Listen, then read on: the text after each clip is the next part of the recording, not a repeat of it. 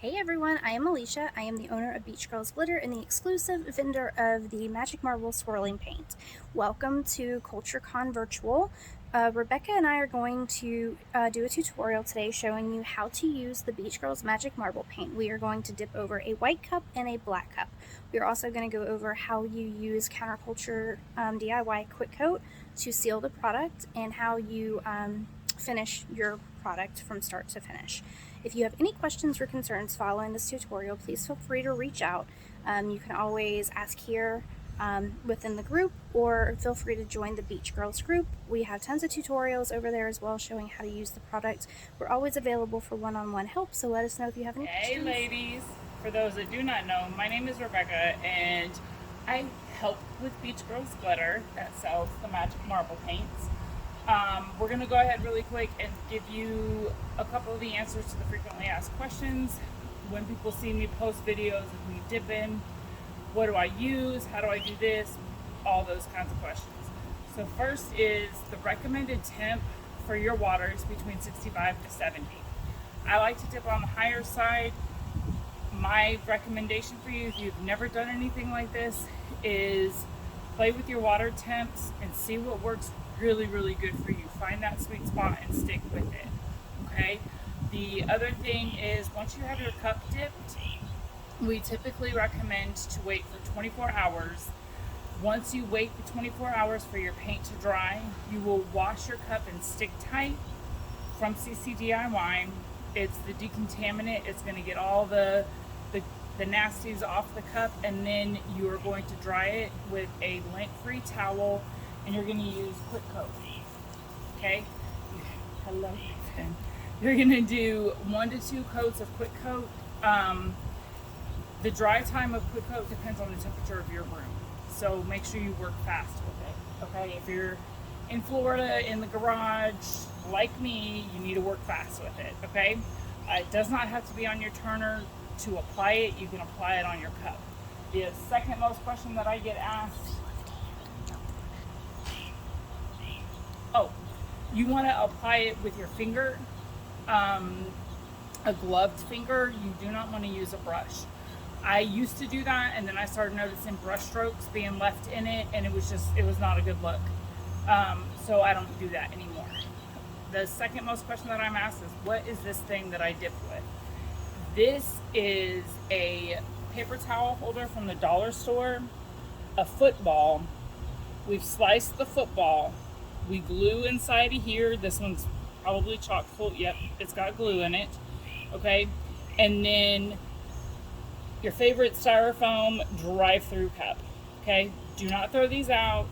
These are amazing for anything bigger than a 20-ounce skinny. Okay. You will take this, you'll stick it right in here. I like to poke a hole in the bottom so that air escapes, and then you put your stainless steel cup right over it. I'll show you when we start to dip, okay? And then that's it. I spray paint on here, I dip on here, I apply my glitter on here. Nothing gets inside of my cup, okay? When you have your cup on there, when you have the stainless steel cup on there and you get ready to dip, you're going to want to tip it over, and I'll show you when we have the cup. You're going to want to tip it over, and you're going to want to give it 1 or 2 good shakes and make sure that it's sturdy on there. So with that, let's get to dipping. All right, so the first thing that we're going to dip is we're actually going to dip using the chameleons and the flips. Okay, these are stunningly gorgeous over a black base. That's why this cup is spray painted black. Okay, all ready to go. When you get your paints, you're going to want to make sure before you even start to use them that you shake them up really good. Now, you're not trying to shake it like a salt shaker. Man, that took forever. You're not trying to shake it real crazy, but you are going to want to shake these up because the pigment gets settled in the bottom. Okay, the way that you're going to want to make sure you have everything shaken up is you're going to be able to see the glass, see through that bottom, and you're going to be able to see through that top. You're going to have no kind of clumping anywhere, okay? If you're unsure, when you open your bottle, you're going to take this top off, okay? You're going to pop it off. you're going to take your skewer and the back end, the not pointy end, you're just going to stick it in there and you're going to stir it up really, really good. This pops right back in. Put your lid back on, and then I would give it maybe 1 or 2 more shakes and you're good to go. Okay? So you want to do that with all the colors, not just these ones, every single color that we have. Okay? With the chameleons, what I'm doing now is I'm going to go ahead and open up all my bottles. We're working under like a nice overcast day, so I'm going to work with the purpose, because you don't want to have a whole lot of air get in these bottles.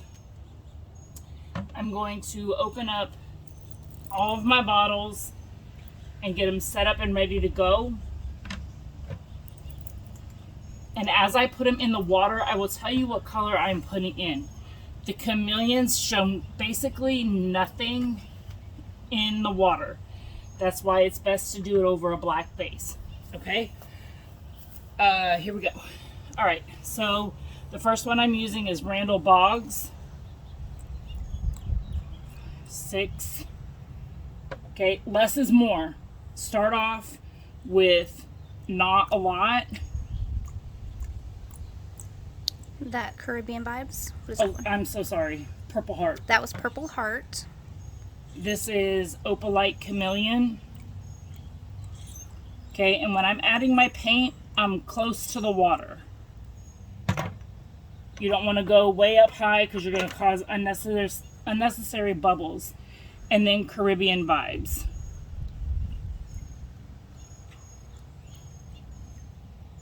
Okay. Now, you see the little bubbles that I got right here? You can just take your skewer and pop those. Okay. If you have any little paint buildups, things like that, you're going to want to pop that because you don't want it to transfer on your cup.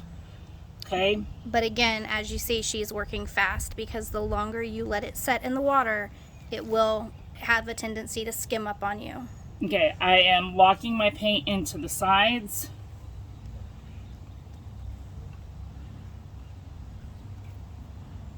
And I am not going to swirl it because I like the way that looks inside the water. Okay.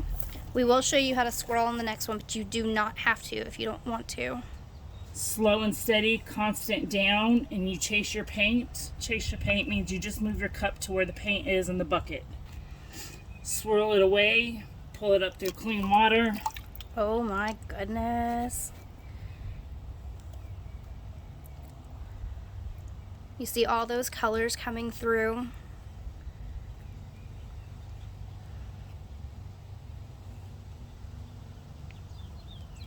See the bottom? Mm-hmm. Gorgeous. And that's that.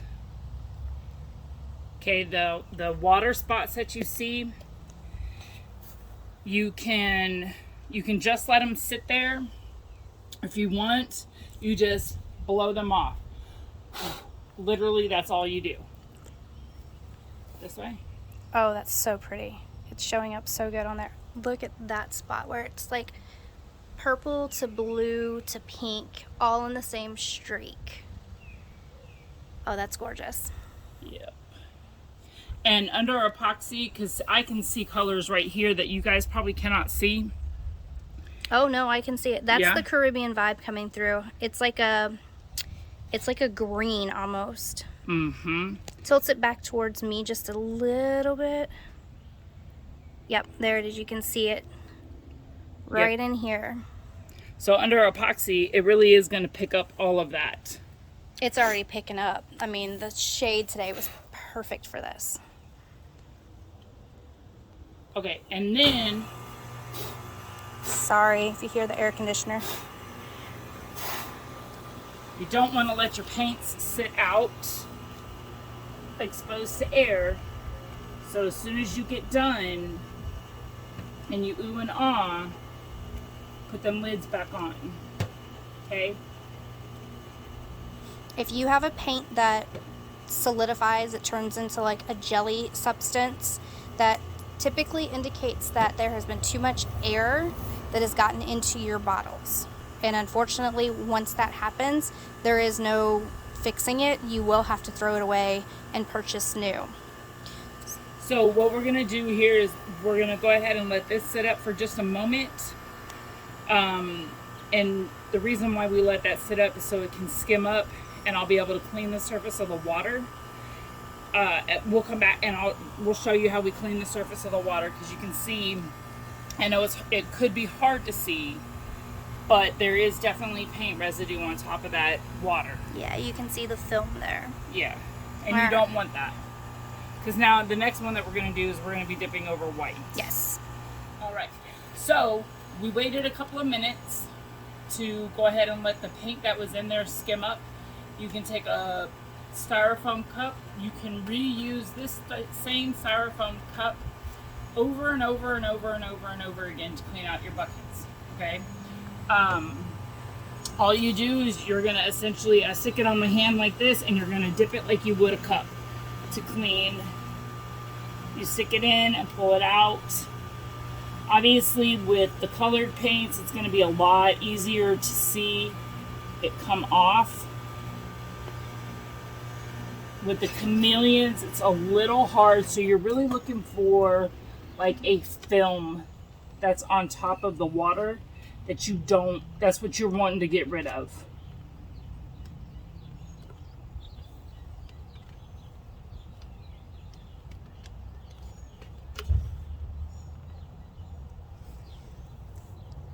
And we probably should have told you this. Is this tap water? Yes, Yep. straight from the tap. Straight from the tap, just room temp. We're actually, like I said, we're outside. It's an overcast day.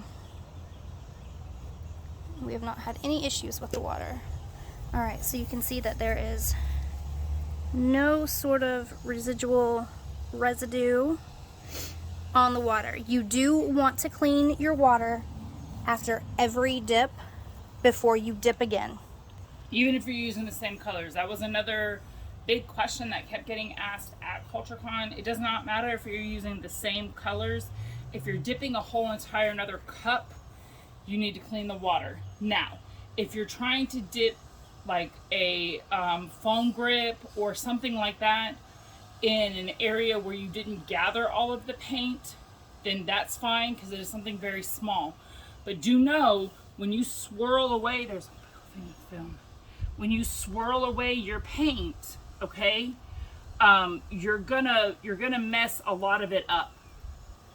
But once it starts to set, the film does, at that point, if you have a lot of extra paint, you can dip an additional item, such as a foam grip or an acrylic keychain.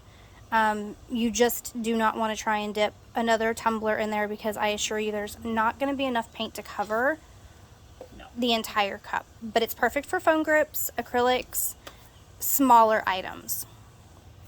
And you'll see what we're talking about when we use these darker colors. Okay, so now we're going to dip over a white base. Okay, the colors that I'm using are Orchid, Green Apple, and Robin's Egg Blue.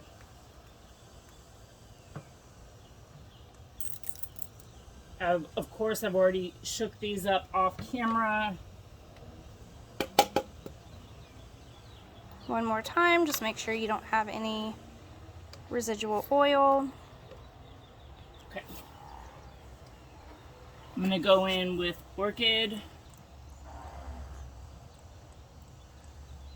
Ooh, that's a pretty color. Green Apple. And again, I'm real close to the water. Okay. I'm not high up and far away from it. Robin's Egg Blue. A little more Orchid right there.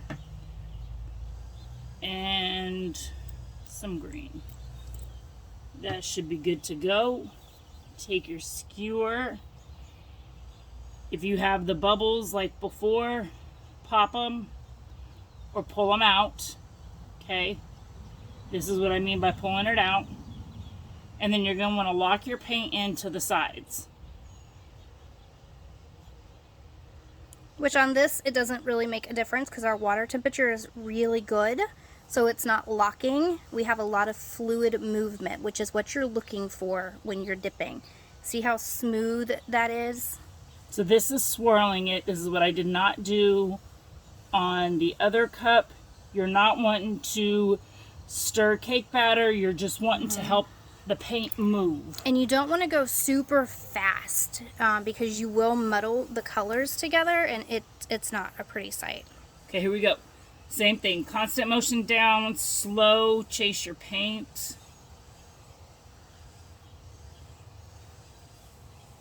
Swirl it around so you have a clean space of water. And what she means by clean space is right there. There was no paint when she pulled that out. Look how pretty that is.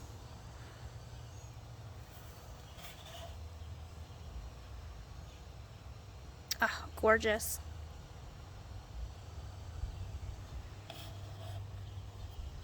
I think that's my favorite side right there. Mm-hmm. That orchid came out really pretty. The orchid is pretty. Now, as you can see, right in here, there are some white spots. That is an anomaly that we cannot tell you what it is. It just happens sometimes. You just have to learn to embrace it. But that is gorgeous. Under epoxy, it looks very harsh right now, but under epoxy, all that gets softened. So it's not going to be as prevalent. Oh, I love it. Same. So we're going to set it over here on top of the air conditioner, let it dry with the other one. And with that, that's pretty much it. Alicia and myself encourage everybody to at least follow our business page. We have all kinds of lives and tutorials there. Come and join our group. These are very easy to work with. We are all there. Alicia, Paige, myself, Amanda, we are all there to help answer any kind of questions that you guys have. There's no reason for these not to work for anybody. So just give them a shot and let us see what you create. Our motto is dip, don't strip. If you have a glitter tumbler that you don't like, say you absolutely hate the way that it turned out, dip over top of it. And you'll still see the glitter shine through, but you'll see the paint. And vice versa. If you have a tumbler that you dipped and you don't like the way that it looks, cover it with an opal glitter. Quick coat it first, apply a thin layer of epoxy, and then cover it with glitter. We didn't talk about colorless either. Okay. That might be a touching point. Okay, so colorless, when you are dipping over a glittered base or a really gorgeous spray paint that you don't want to hide. Okay, colorless is going to create voids for you that you may not naturally create. I didn't have any in here, that's why I didn't get a chance to show you, but if you are dipping and you're able to see the bottom of your bucket, that's a natural void. Whatever spray paint you have, whatever your base color is, that is what's going to show through in that spot. Okay, so typically people use colorless to create the voids over a glittered base to let that glitter come through and just let the paint kind of work its own self on there. That's what colorless is for. Transparent is used for fabrics. Do not use transparent on the on tumblers. Transparent is amazing for if you want to dip koozies, hats, shoes, fabric things.